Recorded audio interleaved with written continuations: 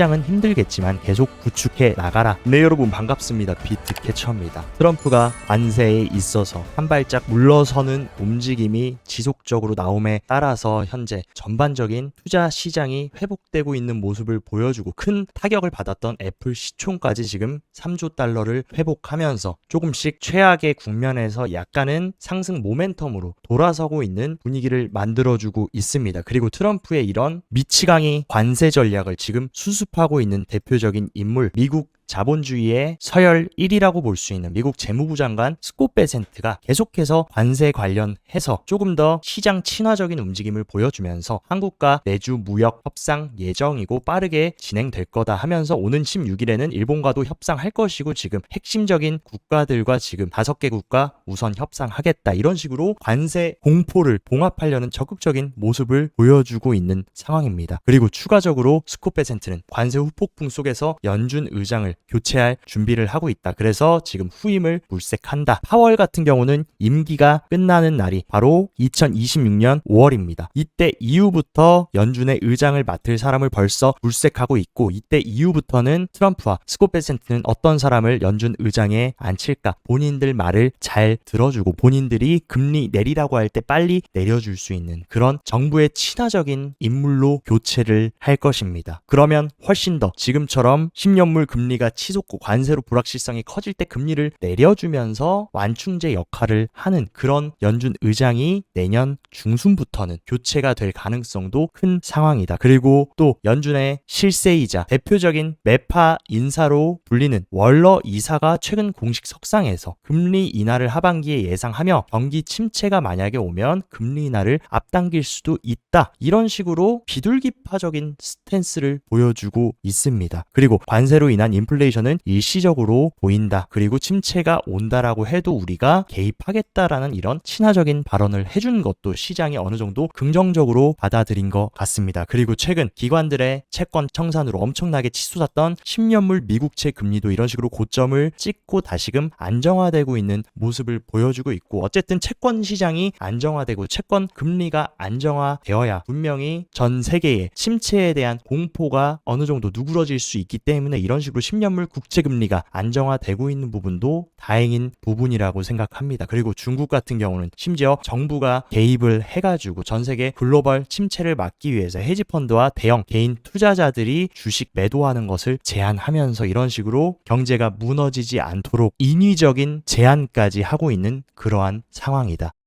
그에 따라서 지금 비트코인도 마찬가지고 나스닥 선물도 이런 식으로 계속해서 우상향하면서 오늘도 양봉을 그려주고 있고 비트코인은 다시금 85K를 시도하면서 하얀색 200일 이동평균선 위에 안착하려는 매우 긍정적인 분위기를 보여주고 있는 상황입니다. 그리고 가장 중요한 수요 단위 비트코인 현물 ETF 유입 같은 경우도 7일 연속으로 유출세가 일어났지만 미비하지만 다시금 유입세로 전환이 되면서 기관들도 조금씩 스탠스를 다시금 매도해서 매수로 피벗하려는 그런 시그널을 보내주고 있습니다. 그리고 크립토 개별 시장에서는 백악관 가상자산 자문위원장인 보아인스가 이번 공식 석상에서 미국 관세 수입으로 비트코인을 매수하는 그런 전략도 있을 수 있다. 이러한 발언까지 해준 상황입니다. 그리고 월스트리트 저널에 따르면 세계 1위 거래소인 바이낸스가 미국 재무부와 만나서 월드 리버티 파이낸셜 비즈니스 논의를 하고 감독 완화까지 요구를 한다 하면서 미국 정부와 바이낸스도 지금 협력하고 그리고 트럼프 일가의 프로젝트 또한 지금 크립토의 핵심 플레이어들이랑 협력을 하는 모습. 그 와중에 전 바이낸스 CEO 창펑자오는 마치 무엇을 알고 있다라는 듯이 시장은 힘들겠지만 계속 구축해 나가라, 버텨라 라는 얘기를 해주고 있습니다. 과연 이대로 사이클이 종료되고 시즌이 종료가 될지 아니면 이번 사이클 여러 번 나왔던 단기적인 조정과 개미털기 이후에 새로운 상승 사이클로 접어드는 시기인지 여러분들이 한번 잘 물음표를 던져보시면 좋을 시장이라고 생각합니다. 그리고 셀러는 최근 비트코인 추가 매수를 암시하는 글을 올리고 바로 공식적으로 3,459개의 비트코인을 추가 매수했다라고 발표하면서 세일러의 비트코인에 대한 확신을 다시 한번 증명을 했고 비트와이즈 보고서에 따르면 분기별로 지금 기업들의 비트코인 채택 홀딩 변화를 보면 이런 식으로 계속해서 우상향하면서 기업들이 더 많이 비트코인을 매집하고 있다라는 데이터를 보여줬고, 심지어 2025년 1분기는 관세로 인해서 비트코인과 알트코인이 폭락했음에도 불구하고 95,000개의 비트코인을 지금 기업들이 매수했다라고 보고 있습니다. 개인들은 시즌 종료를 외치고 다 손절하고 던지고 도망가는 와중에 기업들은 계속해서 비트코인을 채택하고 왜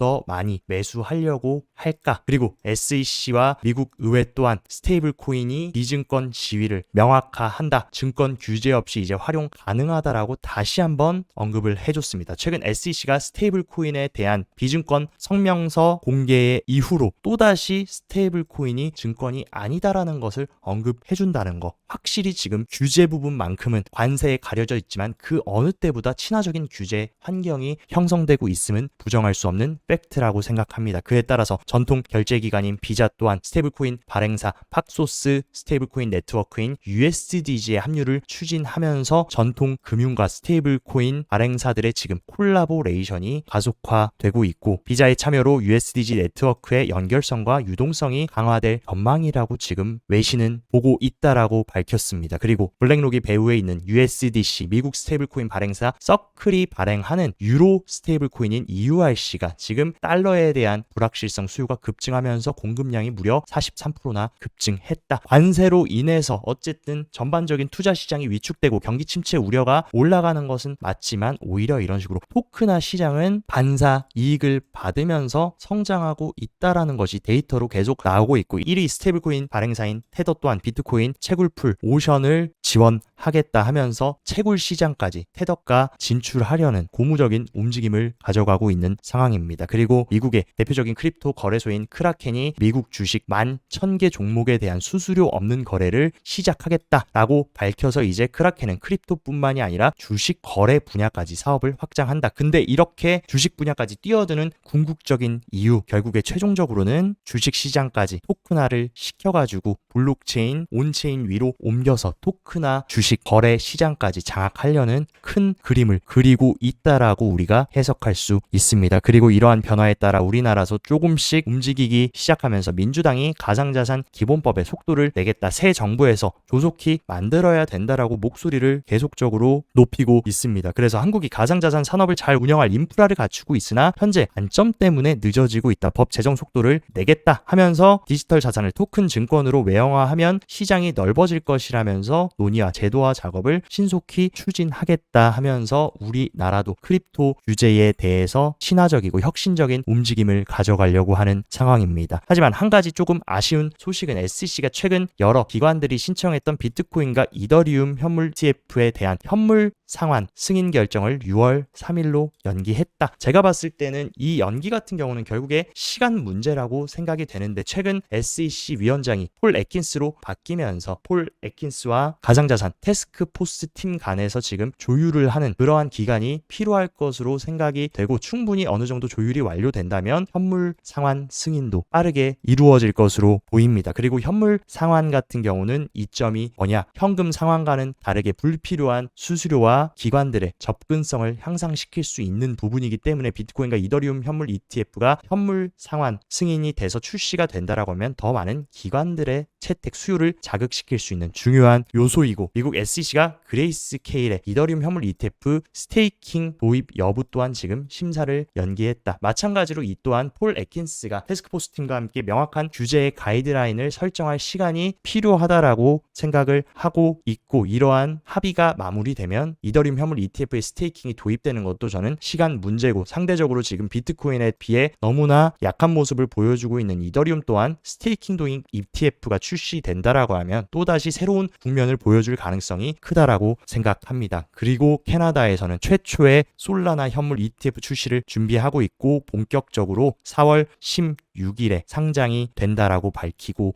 있다. 이러한 움직임들이 시작이 된다라고 하면 미국에도 지금 수많은 운용사들이 솔라나 현물 ETF를 SEC에 신청했기 때문에 새로운 알트코인 현물 ETF 출시도 가속화될 수 있는 중요한 트리거가 되고 있다라고 생각합니다.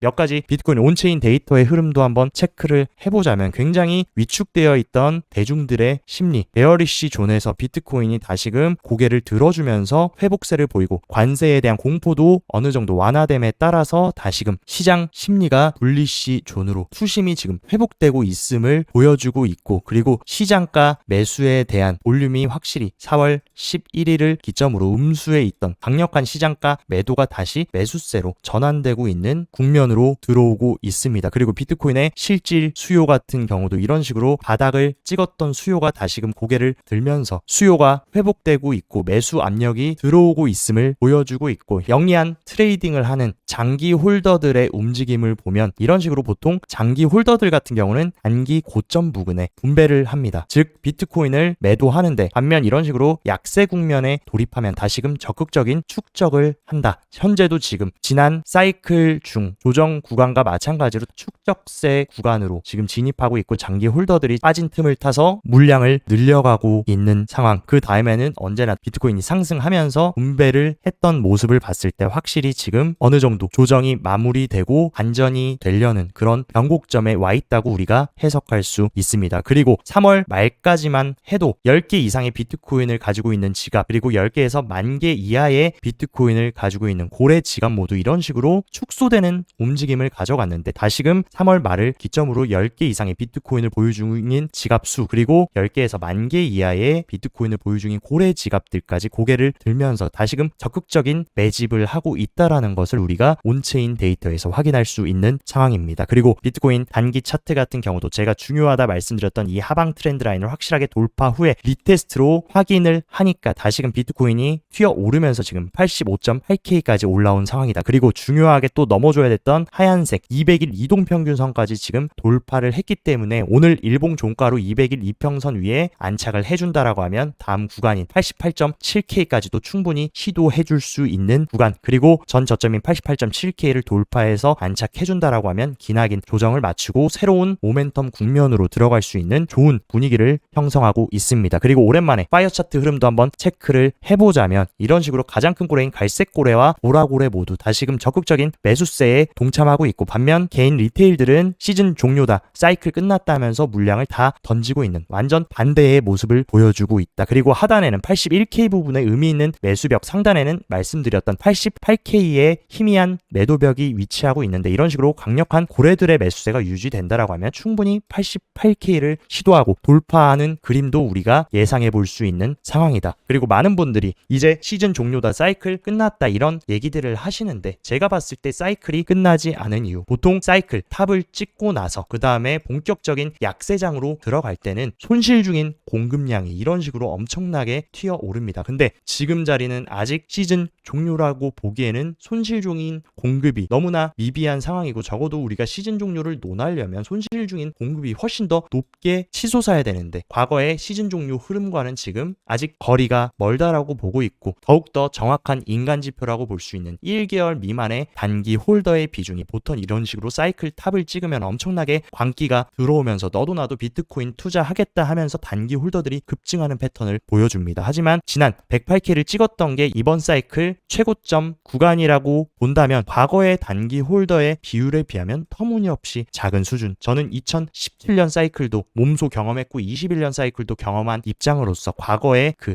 사이클 탑 구간의 광기는 이번 사이클 아직 한 번도 오지 않았다고 생각합니다. 이 정도 광기가 들어와야 비로소 사이클 탑을 찍고 시즌이 종료가 시작되는 구간이지, 지금의 광기는 터무니없이 작은 광기라는 거. 그렇기 때문에 저는 무지성으로 오른다, 상승한다 이런 개념이 아니라 사이클 투자를 하는 관점에서 어쨌든 우리가 준비를 해야 되는 구간, 그리고 최종 목적지까지 가는 구간, 이 사이클을 모두 우리가 소화해내고 다음 사이클을 기다려야 의미 있는 부의 퀀텀 점프와 부의 계층 이동을 할 수 있기 때문에 저는 남아있는 사이클까지 확실하게 취하는 트레이딩을 추구합니다. 과거 2017년도 마찬가지, 21년도 마찬가지, 그러한 투자를 저는 지향했고 의미 있는 결과를 만들었기 때문에 아직도 우리가 지금 내려버린다라는 것은 최종 목적지를 앞에 두고 세뇌 정거장 먼저 내려서 걸어가는 꼴과 같다. 그렇기 그렇기 때문에 저는 최종 목적지까지 아직 남아있고 사이클이 종료되지 않았다라고 여전히 생각하고 있습니다. 그렇기 때문에 그렇게 생각하시는 분들은 의미 있는 사이클 최종 결승선까지 도달하셔서 의미 있는 크립토 투자 결과를 만들어내셨으면 좋겠습니다. 오늘 영상도 시청 진심으로 감사드리고 영상 도움되셨다 하시면 좋아요, 구독 눌러주시고 더 자세한 투자 전략 궁금하다 하시면 영상 하단 고정 댓글에 제가 운영하는 크립토 시황 정보방 활짝 열어놨으니까 이쪽에서 시황도 체킹하시면서 성공적인 크립토 투자 계속 이어가시기 바랍니다. 오늘도 시청 진심으로 감사드리고 여기까지 비트캐쳐였습니다.